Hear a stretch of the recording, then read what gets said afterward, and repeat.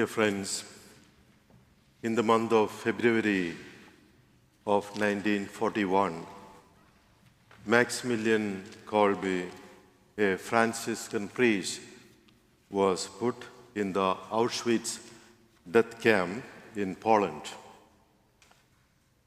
He or his family was helping Jewish people to escape Nazi terrorism. Months went by, and one of the fellow prisoners escaped from the camp. As part of the rule, 10 people were rounded up, and they were taken randomly to a cell. They would die of starvation and finally by a lethal gas.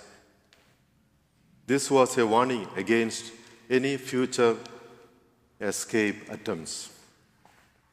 A Polish Jew by name Franciszek was called to be punished in this way. He pleaded with the officers, saying, "Please spare me. I have a wife and children." Kolbe, the priest, stepped forward and said, "I will take his place." Kolbe was marched into the starvation cell with 9 other prisoners, where he managed to survive for another 6 months. During a television interview, the Polish man, Franciszek, by this time 82, was shown telling this story while tears streamed from his cheeks. A mobile camera followed him around his little brick house and then to a marble monument carefully tended with flowers. And there was an inscription.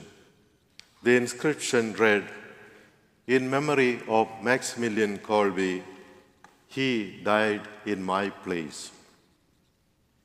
Every year since then, on August the 14th, he travels to Auschwitz in memory of Kolbe, and he was always grateful for Father Maximilian Kolbe for taking his place.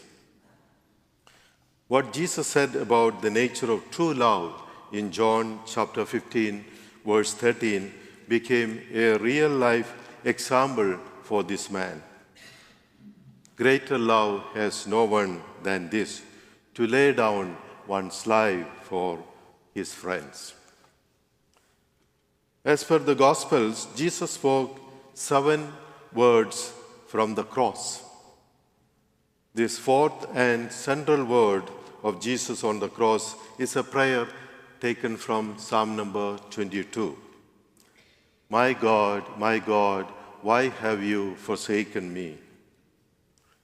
All during his ministry, Jesus had known what it means to be forsaken. Early on in his life, the members of his own hometown had forsaken him. The people of Israel he came to save rejected him outrightly.